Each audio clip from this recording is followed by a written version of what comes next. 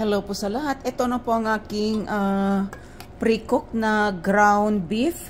Meron siyang konting juice, no? Meron siyang juice, ayan. Isasama din po natin sa pagpack ang ating juice. Ayan, tinikman ko po ang aking ground beef at hindi po siya maalat. So, dadagdagan ko po siya ng konting asin sa taas po ng ating canning jar. So, ikakan natin ito, tapos dadagdagan natin siya ng konting asin. Para lang, medyo umalat lang ng konti, wag naman masyadong maalat. Ang asin po kasi ay nakakatulong sa pag-preserve ng ating mga canned goods. So, kahit naluto na yan, ikakaning pa rin natin siya ng 4 hours. 3 to 4 hours, no? Para magtagal siya sa ating istante ng mahabang at maraming taon. Alright? So, umpisahan natin ang pagkakaning. So, meron po akong size ng isang pint. Isang pint. Ibig sabihin, kalahati po ng ating quart. Meron po akong 11 pint jars.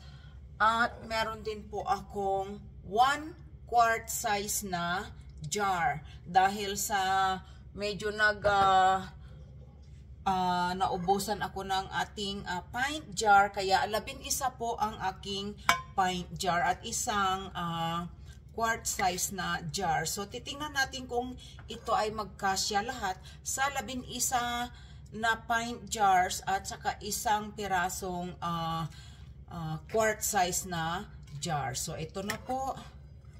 Lagyan natin. Bali, pre-seasoned na po ito. Ayan. Lagyan natin ng konting juice. At lalagyan pa rin po natin ito ng konti pang hot water. Ayan. Kasi ikakaning po natin yan, bath canning. Hindi ko po siya i-compact. So, meron po siya na hanggang dito sa leeg lamang ng ating jar. At nakikita ninyo, ang juice sa loob ng jar ay namumula-mula dahil po sa ating sweet paprika. Ayan. Tuloy-tuloy ko lamang ang paggawa nito. Ayan. So, ako po ay nakagawa ng 11 pint size na jar at saka 3 pong quart size na jar. 3 po nito. So, ang gagawin ko dito ay lalagyan ko po siya ng mainit na tubig hanggang dito sa neckline ng ating jar. So, kasi po mainit ito, no? Dahil sa ito ay mainit, mainit din po na tubig ang ating ilalagay dito para magkaroon lang siya ng juice, additional juice sa loob. So, before that, dagdagan muna natin siya ng konti pang asin. Dagdagan natin ng konting asin sa taas. Lahat po ng jars. Para naman hindi bland ang lasa ng ating meat, no? Ng ating ground meat. Kasi, hindi pa po siya talaga naasinan ng husto. Kaya, dagdagan natin siya additional na preservative po itong ating asin. At bukod po sa asin ang ating inilagay bilang preservative ay lagyan din po natin siya ng konting vinegar. Ayan. Dahil sa ito ay medyo malaking garapon, dagdagan natin, gawin nating isang kutsara. At saka sa maliliit na jar, lagyan natin ng tig-isang kutsarita.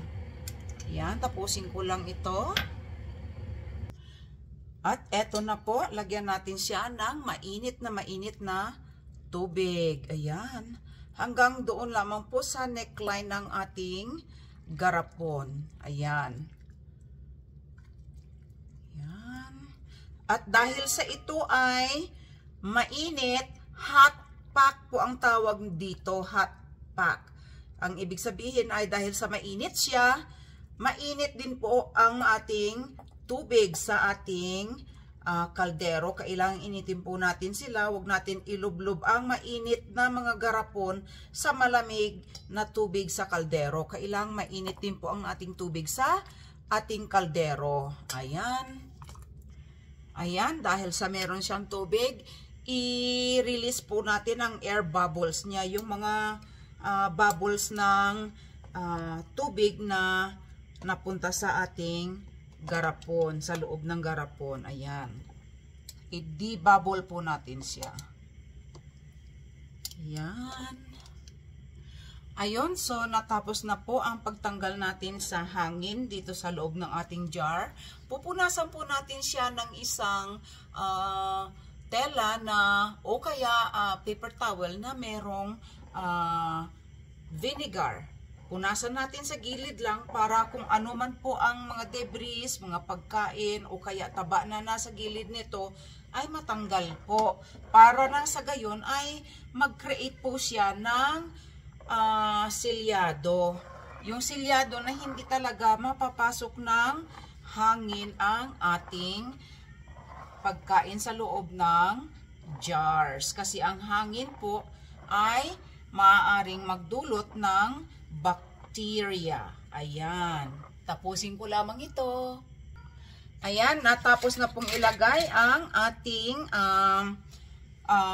malinisan ang ating gilid ng ating jars. Lagay ko na po ang kanyang mga takip. Tapos, lagay na rin natin ang kanyang mga band para masarado siya ng maayos at hindi siya mapasukan ng tubig habang ito ay nasa loob ng canning bath. Ayan. Tuloy ko lamang at tapusin ito. Ayan, nailagay ko na po ang mga leads niya. Lagyan natin siya ng band. Yan, lahat po ng mga leads ko ay, ng mga takip ko ay na-sterilize ko na po siya ahead of time.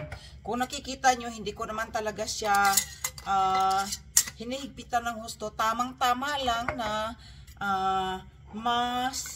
maisara natin siya, maipihit natin siya ng ito lang ang ginagamit, hindi yung ganon. Ano? Kasi hindi natin sila kailangan ng sobrang mahigpit at hindi sila makakasingaw ng maayos. Kailangan po ang mga oxygen na nasa loob ng jar ay makalabas habang ito ay pinapakuluan. Marami pong salamat sa panonood.